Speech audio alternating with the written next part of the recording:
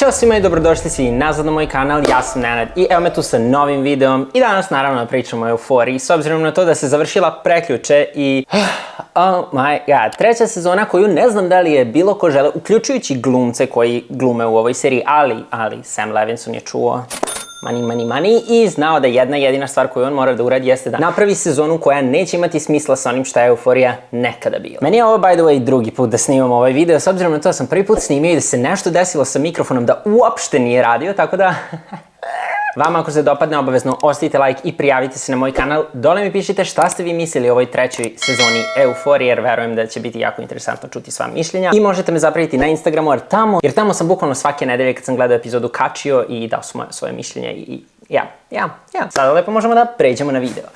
Ovo je prvi put u životu, ja mislim sam ja ovako dozvolio da mi se slegne u nekoliko sati i da sam odlučio, sve ću ovo da ispišem. Znači imam bukvalno 3 strane ispisane i da budem kao, sad ću da vam kažem sve koherentno kako mislim, a ne ono da budem previše pun rage-a čisto zato što sam zadovoljan ili nisam zadovoljan time kako se sve odvilo, ali ono što želim da vam kažem sada jeste da razmislite o tome i da mi do kraja videa i vi napišete zato što želim sad da vam kažem 3 reči koje meni opisuju ovu treću sezonu Euforije i onda ću da vam kažem 3 reči koje su mi opisivala Euforiju ranije, ono šta bih ja rekao da je zapravo Euforija predstavljala, pa ćemo da vidimo na kraju videa koliki je to zapravo kontrast i šta vi mislite o tome. Seks, nasilje i western. A vidjet ćete koliko se razlikuje od onoga šta je zapravo bilo ranije. S vizualne strane, ono što moram da pohvalim odmah na početku videa jeste da je sve fantastično, da je Sam Levinson to the bone, bukvalno do maksimuma proučio Tarantina, sve western filmove se i napravio je najbolji mogući vibe za ono što je on želeo da se zapravo dešava oko ove cele priče. Kako će to da izgleda? Sa vizualne strane, serija je spektakularna, kao što je uvek bila. Iako se odvojilo skroz od one estetike koja je nekada bila, naravno mora da ide uz priču. Zamislite da je uz ovu priču sve bilo ljubičasto šljokice i srednja škola. That's not gonna happen, obviously. Što se tiče muzike, to je bio veliki flop, jer M su izgubili Labirintha, M je Hans Zimmer, verovatno gledao White Lotus i mislio da radi muziku za to, zato što, pogotovo se setim one Maddie scene kada ulazi na venčanje Cassie i Natea.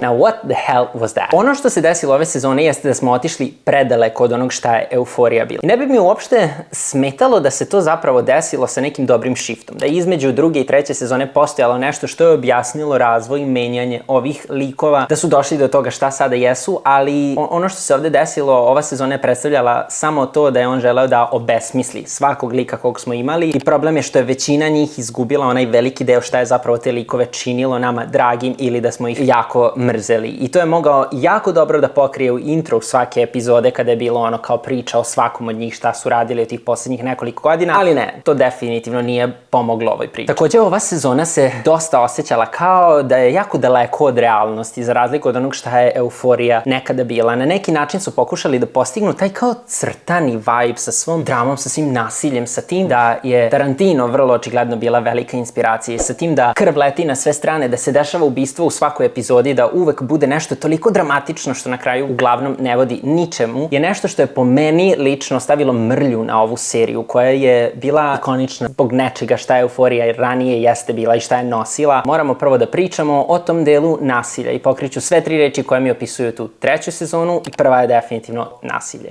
Nasilje je nešto što se na jedan ili na drugi način uvek provlačilo kroz Euforiju i ono što smo mi ranije znali kada smo upoznavali ove likove jeste da su svi oni prolazili nešto jako traumatično u svom životu, razne vrste nasilja koje su bile odrađene toliko suptilno, koje su se nalazile u dubini njihovih likova da smo mi razumeli zašto su oni takvi, da smo mi njih voleli ili mrzeli baš zbog toga, da je to neko nasilje koje nije bilo tu radi zabave i radi haosa i radi toga što će to da stvori neku dramu, ne, nego je to bilo ono sa čim su zapravo ti likovi živeli. Vrste nasilja koje su mnogo češće onako u svetu i sa kojima smo mi mnogo više upoznati nego ono šta se desilo u ovoj sezoni, gde se sve pretvorilo u to pršti krv na sve strane, neko je zakopan u zemlji i mi trčimo na konju da ubijemo tu osobu i drugi razni načini ubistava koje smo imali. Pa onda momenti toga da imamo govnjivu nogu od Faye koja je pas liže, ostatak sezone gde ona skoro u svakoj sceni isto sedi na WC šolji sa govnima i tako nekim šokantnim momentima samo da bi nas šokirali, da bismo se mi zgrozili, jer to je nešto što ovu priču nije pomerilo od A do B, a kamoli od A do Š. Ništa nam nije doprinelo sve to. Stvarno, taj efekat tog western filma i tog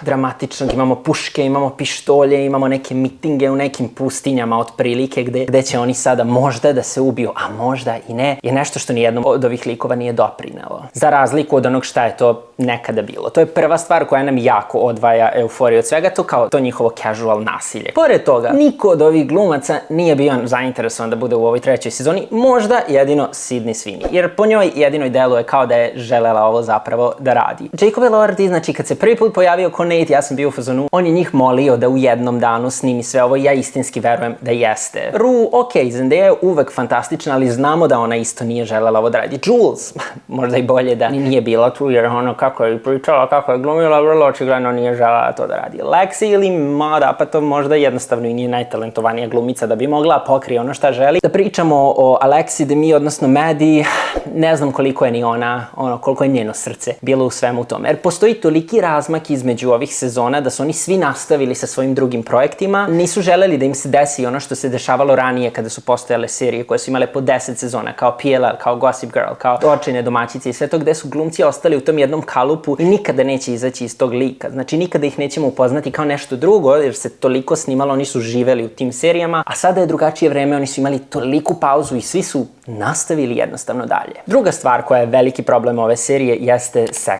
odnosno prostitucija i način prikazivanja tog, kao da kažemo, sex work, šta je Sam Levinson time želeo specifično da kaže. Jer u prve 3 epizode imali smo Cassie, imamo Faye, imamo Rue koja dolazi kod Alamo i ona zapravo sada želi da bude pimp. Znači svako je na neki način imao želju da se bavi prostitucijom. Da je u prve 3 epizode to delovalo kao da ide u smeru glorifikovanja toga, što ja ovim momentom ne želim da kažem da je to sad nešto loše. Toliko puta u životu se dešavalo da žene moraju tome da se okrenu jer im je poslednji resurs i nažalost se to dešava mnogo više nego što se ikada dešavalo. Doduše sada se više ni ne dešava kad je poslednji resurs jednostavno ohrabreno i treba, ja ne smatram da je to nešto specifično sada loše, ali u svetu u kom mi živimo o tome mora mnogo opreznije i da se priča i da se radi, jer kao postoje toliko jezive stvari koje mogu da dovedu do raznih stvari koje su se evo specifično dešavale i u ovoj seriji. Primer, 4. epizoda, šta se desilo sa Kitty dan nakon što je došla da radi u tom striptease klubu. Zašto ja smatram da je ova priča o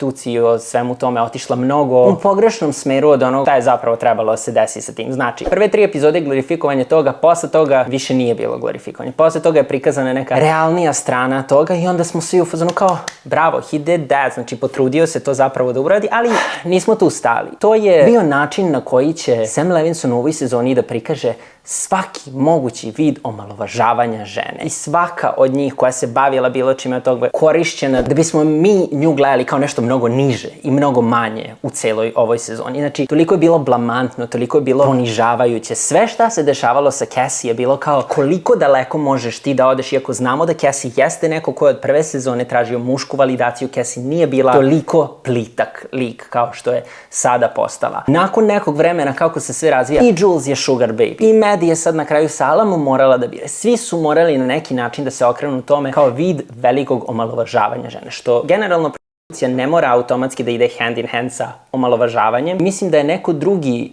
imao malo uticaja u celu tu priču, da je on malo više razgovarao sa ljudima koji su imali iskustva u tom polju posla, da to ne bi predstavljalo samo jednu liniju za sve likove koji se bave prostitucijom u ovoj seriji. Jer znamo šta se desilo sa celom The Idol famom. Za njega, za Vikenda, da je sa njima trebala još jedna žena da radi na tom show koja se zove Amy i da je Vikend izjavio da je bilo previše ženske energije oko toga i da je priča previše postala ženska. I znamo šta se na kraju desilo s tom serijom. Znamo kako je to ispalo, znamo koliko je to ispala kao bolesna jedna fantazija iz njihovih mozgova koja nije dobila ni drugu sezonu zato što su ljudi bili u fazonu ovo je definitivno poremećeno, dok ta žena radi na drugoj seriji koja se zove The Girlfriend Experience, koja ima već tipa 3 sezone i isto se bavi životom žene koja je ušla u taj život prostitutke, odnosno u taj posao. Mnogo pažljivije odrađeno. Takođe, jako je smešno što svaki put kada bi se dešavalo bilo šta tako sa Cassie ili sa bilo kim drugim ko se bavio tim poslom u euforiji, ljudi su u fazonu kao Trebali su Nate-u to da daju. Trebao je Nate time se bavi, on bi otplatio svoj dug, ovo ono, bla bla bla. Pa scena Nate-a kako igra u trenerci koju su svi toliko hvalili i gledali kao najjaču i najbolju scenu i kao yes, give us more, give us more. Ti dupli standardi kako se koriste i gledaju u ovoj industriji, gde da smo otišli sa Nate-ovim likom u tom smeru, ljudi bi to potpuno lepo shvatili, dok šta se desilo sa Cassie postala je najomraženiji lik u celoj sezoni. I najveći problem koji ja imam sa ovim jeste što je na taj način prikazano da ovo nije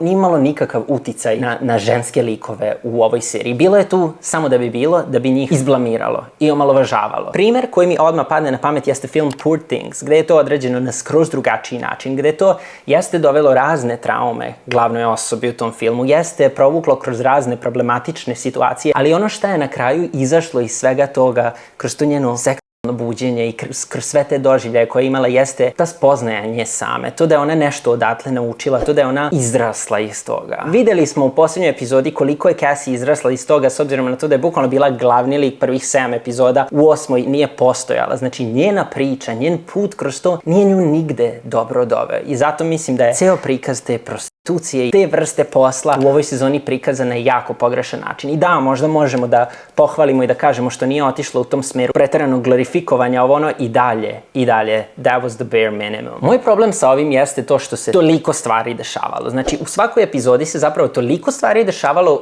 ali kao da se ništa nije desilo. I svaki put kad ljudi budu u fazonu kao šta vi želite sve se dešava, pogledajte koliko stvari se desilo, ne možete svega nije se setite u epizodi. Sad mi recite koliko tih stvari je zapravo služilo ovoj priči i služilo ovim likovima. Ništa, ali ništa nije njima služilo. Ništa nije bilo legitimno, ništa nije njih dovelo na neku rutu koja će ih do kraja izvesti u nešto, osim Ru, što smo videli opet u poslednjoj sezoni kada priče koje su započete u prvoj epizodi su i dalje u istom mestu u toj poslednjoj 8. epizode. Također su ljudi pokušavali da me ubede da su sve ove putanje za njih kao 5 godina kasnije nakon srednje škole veoma legitimne, da se takve stvari dešavaju tim ljudima. Prva osoba za koju ja smatram da eto to nije legitimna putanja, Nate Jacobs. Iako će vam mnogi reći da jeste, da oni tako propadnu, da oni postanu to. Nate Jacobs je bio neko ko je toliko kompleksan muški lik, jedan od najkompleksnijih, najintrigantnijih, najomraženijih muških likova u svim serijama s razlogom. Ja sam njega, znači prezirao sam ga, iz dubine duše sam ga prezirao, ko nikad nisam poznavao tog lika, tu osobu i dalje ono što su oni prikazali na način na koji su uradili njegovu kompleksnost, sve nivoe koje je imao, od odnosa sa njegovim ocem do svega je u ovoj sezoni obrisano i bačeno po strani da bi on postao šta? Da bi on bukvalno postao šta? Osoba koja u prve 3 epizode priča sa svojim ocem najnormalnije, kao da nije sve traume iz svog života povukao od njega, koji je tako svindlovo ljude za pare zato što je nasledio posao od oca pa nije mogao to nikako da izvuče sam jer je se tu pojavila neka ugrožena biljka gde je on trebao da izgradi taj neki kompleks i onda su mu neki ljudi iz Jermenije pozajmili pare i nakon 3. epizode njegovog venčanja sve što je ostalo od njegovog lika jeste da po epizodi seckaju njegov prst, pa ga on zašije, pa mu opet seckaju, pa mu onda opet seckaju prst, ali na ruci ovo ono, da bi ga na kraju šta ubili. I neko hoće meni da kaže ja treba budem zadovoljan tom njegovom smrću gde je on bio zakupan u zemlju i gde ga je zmija ujela. I tako je umro. Veliki negativac Nate Jacobs. Tako je umro Nate Jacobs. Koji je pre toga, by the way, bio lik koji Maddie nije dozvolio da se obuče kako je ona želela, zato što žena mora da bude na jedan specifičan način koji je tako tretirao žene do toga da je svojoj ženi novoj Cassie bio u fazonu kao da, idi snimaj ti poriće sa tim influencerom, navuci i što više pregleda možeš, sve ti to odlično radiš, ja to volim, ja to gledam, love you, bye, send me money. Isti onaj Nate Jacobs kog mi znamo, nema putanje kojem je on mogao da dođe, dakle kao izgubili smo ceo, ne samo deo njegovog lika, izgubili smo njega full, kao priču koja je bila toliko intrigantna. Jedna jedina stvar koja je meni dobra, koja se desila oko njega ove sezone, jeste ono što se desilo nakon što je on umro. A to je da je i dalje nastavilo njegovo prisustvo koje se nekada dešavalo da proganja Maddie i Cassie i da njih dve nose posledice zbog onog šta se njemu desilo. To je najbliže onome šta Nate Jacobs nekada jeste bio, koliko ljudi je nosilo posledice zbog njega. Da on dobije ovakav kraj. It's bonkers. Bukvalno nisam bio zadovoljan sekunde njegove smrti, ništa nisam osetio zato što su mu toliko razvodnili odnijeli celog njegovog lika. Nestao je, to više nije bukvalno Nate Jacobs, znači nije imalo veze s vezom. Jel treba da pričamo još likovima koji su totalno bili nebitni za ovu sezonu i koji su skroz uništeni? Kao Jules su sjebali u drugoj sezoni, u trećoj su je sknavili maksimalno, zatvorili su je ukoliko se epizoda pojavila 3-4 da bude u onom apartmanu kod svog sugar daddy-a gde ona sve vreme nešto slikala. Svaka stvar koja se desila izvan toga za nju nije bila uopšte relevantna, niti imala bilo kakve povezanosti, nigde nije išla. Imala je razgovore sa Ru kad joj Ru dođe tu u apartman koji takođe nigde nisu vodili, ništa nisu stvorili. Njena i Ru priča se zatvorila tako što je Jules njoj zviznula šamar.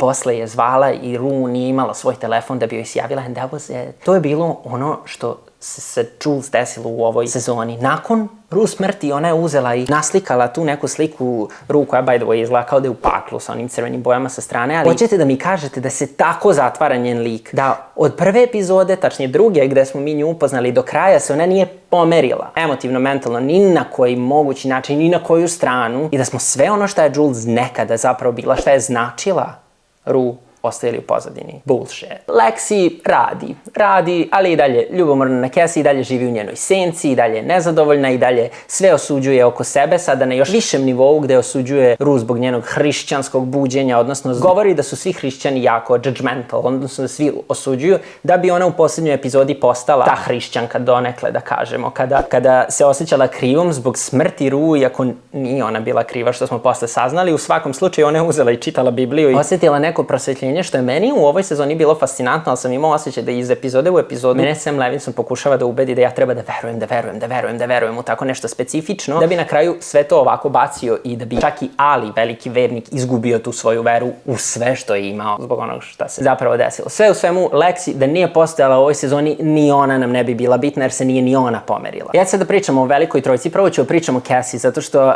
svi znamo da je ona definitivno najomraženiji lik u ovoj seriji, iako ja lično mislim da ona to nije zaslužila. Stvari koje su se desile u drugoj sezoni, koje su nju pretvorile u tako jednog hejtovanog lika, jesu neke stvari koje ja mislim da su veoma učestale da se dešavaju u tom periodu, u tim godinama, kod tih ljudi koji uzmu dečka svojoj drugarici samo zato što previše zavise od takvog odnosa i da to nije nešto što u srži njih čini jako lošim osobama, da Cassie od prve sezone nije bila neko ko je toliko loša osoba, a trenutno je tretiramo kao da je ona najveće smeće, najveće zlo i najgora osoba. Njenog lika su okrenuli u skroz najglupljem smeru u kom su mogli, učinili su je glupačom, praznoglavom, koja ne zna šta je levo, a šta je desno, koja trčkara za likom koji nju ne ferma ni 2%, doduše u njenom storyline-u ima smisla da ona bude toliko codependent, da ona toliko zavisi od njega i da ona 5 godina nakon svega bude sa njim. I ima smisla da se okrene svemu što je vezano za njen fizički izgled i da na taj način vodi svoj život, zato što su je uvek ljudi na taj način i vrednovali.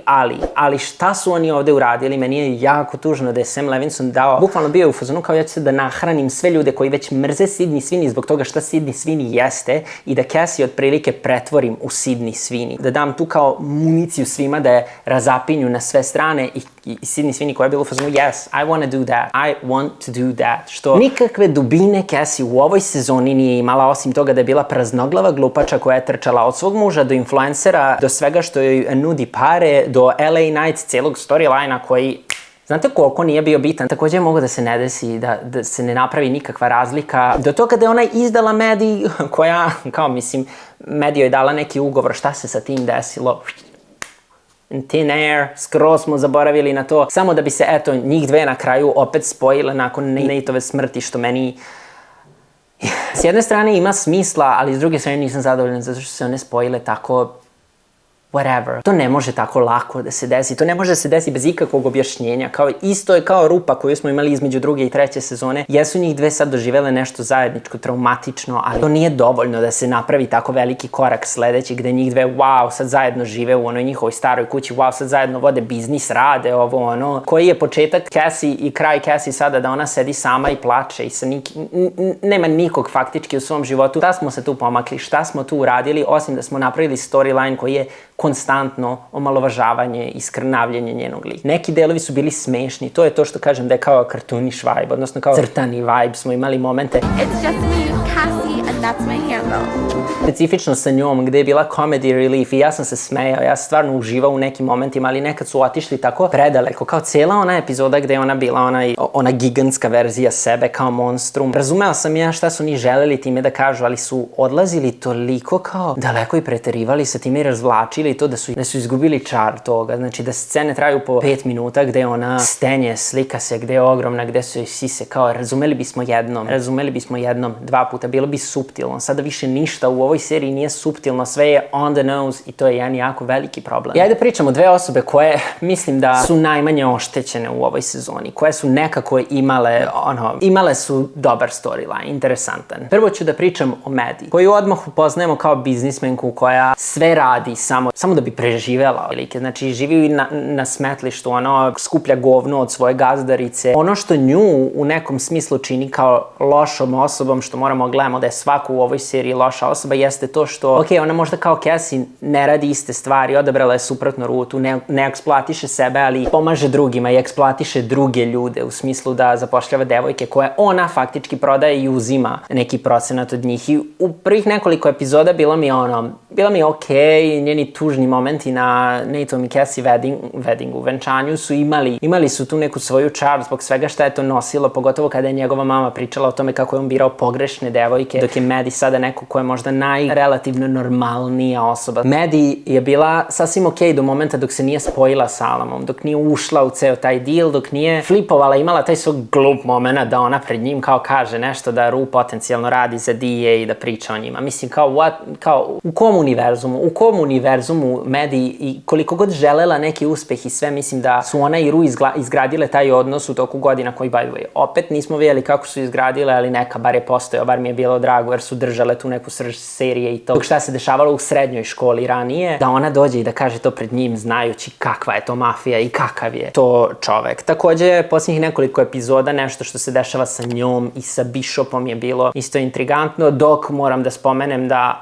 Bishopovo ubistvo Alama, cijela scena je meni bila interesantna jako, baš je bila Tarantino vibe, ali je bilo besmisleno u tom smeru da jedina stvar koja je ukazivala na to potencijalno može se desiti ono za zmiju, da je on govorio za sebe da je on kao taj koji će nekog da izda, ali zbog ljubavi neko ko se smatra Stone Cold Killer, kao što je Bishop bio od prve sezone, mi je poprilično besmisleno, mada drago mi je čisto zašto je Maddie izvukla živu glavu. Sada, velika čuvena Ruby Bennett. Ja moram da priznam da bi njen storyline, da je odvojena serija, da je nešto što se ne zove euforija, da su likovi koji nemaju veze sa euforijom bilo veoma interesantno za gledanje. Zbog cele religijske simbolike koju imamo uključenu u priču osobe koja se vadi iz svih govana koja je kroz ceo svoj život doživljavala. Od Lori, od toga da upada odmah posle nje kod Alama, do kontakta sa svim ljudima koji su oko nje postojali, koji su nju bukvalno malo izjedali, uništavali, da je ona sama sebe toliko uništavala. Sve što je imala u životu je zgazilo. Mislim da su njeni momenti jedini neki koji su ukazivali na staru euforiju, koji su budili to, kao scene u crkvi, kao priča sa svojom mamom koja je, by the way, za celu sezonu imala 3 rečenice. Ne rečenice, 3 reči. Svaki put kada bi se dešavalo nešto tako za nju, vezivalo bi me za staru euforiju koja je vibe skroz bio drugačiji, ali valjda zato što je ona srce te serije i zato što ona to nosi i zato što je Zendaya fantastična u toj ulozi. Ali svaki put kada se bilo šta za ovaj storyline što je vezan za Alama, za Lori, za celu mafiju, za DA i za sve to dešavalo, a da Ru nije prisutna, ja sam bio u fazonu kao možemo da skipujemo, kao who gives a fuck za Faye i za Wayne-a, kao za to šta oni su kao nacisti ostali ljudi u toj kući, za DEA situaciju, za Alamov backstory koji, by the way, jeste bio intrigantan i mislim da bi sam za sebe isto činio fantastičnu priču, ali kao u konceptu te serije gde postoje likovi zbog kojih mi to gledamo i šta želimo specifično da osetimo, ovo je bilo nešto šta se dešava i sada taj kraj kada je naravno, mislim, Ru umrla, moramo reći čak i ubijena od strane Alama koji joj je dao drogu koju je ona uzela bukvalno samo da joj olakša bol u ruci, nije želela da zapravo koristi i to je bilo lejsovano nečim što je nju vrlo lako ubilo, je jako tužno, ali opet jako simbolično za Ru, sa svakom vatrom sa kojom se u životu igrala, do čega je to zapravo dovelo i cijelo njeno prosvetljenje religijsko i to da je se Bog pojavio kroz drvo koje se zapalilo kao što se pojavio Mojsiju je vodilo na kraju do ovoga, jer ne možete da mi kažete da je postojao bilo koji drugi način da će ona da izbegne sudbinu koja čeka od Lori, od Alama, od Dije, od bilo koga, da Rue ima srećan kraj, to nije postojalo. Jedino na šta smo mogli mi da se nadamo jeste da će samo odjednom kada izađe 8. epizoda sve da se obriše i da se serija završi gde je druga sezona bila. Iako bi bilo najbolje da se završila nakon prve, kraj druge sezone je za Rue i dalje bio nekako mnogo... Davao nam je nadu za život ljudi koji prolaze kroz razna sranja. Ona porodica koju je ona upoznala na početku i koja se sad opet vratila na kraju isto budi tu neku nadu, ali kada se desila ova njena smrt izgubila se sva ta nada. Pogotovo što nije imala closure sa likovima, nije imala taj neki kraj. Njen kraj sa Jules je bio tragičan. Sada kada neko pogleda opet prvu sezonu i želi da oseti tu ljubav koja je između njih sa tim razmišljanjem kako su njih dve završile u trećoj sezoni je previše tužno, previše uništeno. Kao i njen odnos sa svima drugima. Nije imala nikakav closure sa Maddie, sa Cassie nikada nije komunicirala, to je zato što Zendaya i Sydney nisu uopšte želele da imaju zajedničke scene, što kao meni je presmešno, to je toliko nula profesionalnosti, ali ajde, okej, nisu im se toliko ni preplitale priče, da Rue ne zna ni šta se desilo sa Nateom. S te strane da su Rue i Lexi završile tako kako su završile, mislim da mi je najdraži moment kod te njene smrti ne znam, kad su nas navukli da verujemo šta se dešava sa Fezom, pa sa njenom mamom, zato što smo osetili te jednostavne, te kao simple things koje su činile njen život i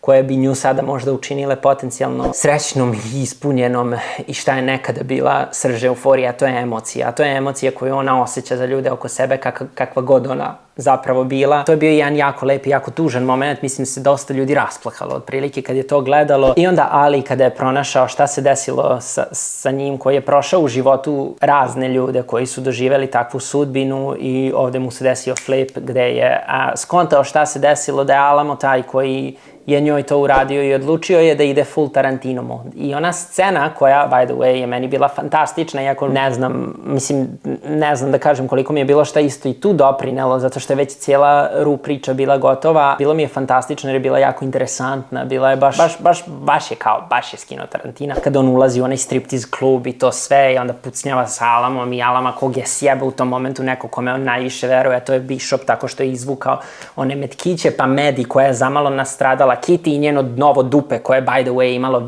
više vremena nego što je Jules imala za cijelu sezonu. I specifična stvar jeste što je Magic, odnosno Rosalia, samo nestala u poslednjoj epizodi, nije bilo. Ona je još jedan od tih kao cartoonish likova za mene u ovoj sezoni koji su činili samo taj neki comedy relief.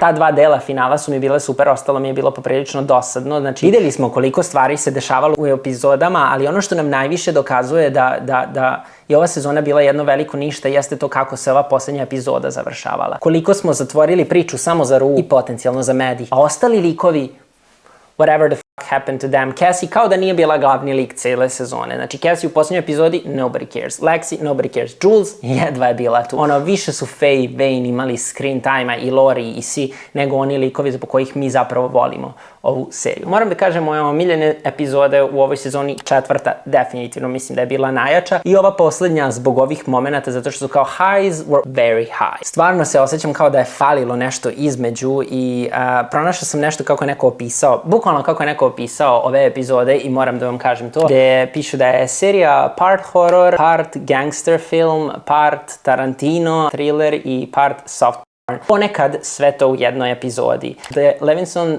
celokupno izgled zaboravio da je euforija bila izgrađena na tim kompleksnim emotivnim odnosima i ličnim odnosima između likova i sad je tu bilo samo radi haosa, radi drame koji na kraju putanja nije imao ništa što bismo mi rekli da smo kao zadovoljni zato što se to desilo i da je to ispunilo neka naša preterana očekivanja. 3 reči kojim bi opisao euforiju ranije jesu kompleksnost, odrastanje i različitost, zato što definitivno nešto šta je euforija predstavljala, iako je imala dosta tako onih stvari, sve to što se dešavalo uvek su imali neku dubinu koja je bila poprilično kompleksna, koja je bila vezana za njihovo odrastanje i postojalo je toliko različitosti u ovoj seriji koje mi je jako žao da kažem da su postali nešto što se sada opisuje sa seks, nasilje i western i mislim da je nažalost ova poslednja sezona dosta skrnavila nasledstvo koje je ova serija mogla da nosi. Da, zanima me Šta vi mislite, želim dole u komentarima da čujem vaše 3 reči koje opisuju euforiju sada i euforiju nekada. Nadam se iskreno da se niko nije uvredio, zato što se ljudi kad sam snimao ovo na nedeljnom nivou na TikToku toliko vređali, iako je fantastično prolazilo s te strane, moram da vam kažem hvala što ste bili tu uz mene. Ljudi su bili uvozom kao, imaš pojma, ali ako nakon ovog videa vi želite meni da kažete da je ova sezona euforije dodala nešto dobro priči euforije, I don't know what to tell you, možda nikad ne treba gledati više serije koje treba da imaju povezanost i neku liniju koja ih povezuje od prve do posljednje epizode. Ovdje imate najnovi video na mom kanalu, ovdje imate playlistu sa ostalim videima gde pričamo o poznatim ličnostima, njihovim životima, raskidima, razvodima, haosima, svađama, dramama, svačemu takvom, također o nekim filmovima i serijama, tako da hop na tu playlistu, mislim da vrlo brzo vidimo u sljedećem videu koji verovatno neće biti euforija video. Ćao!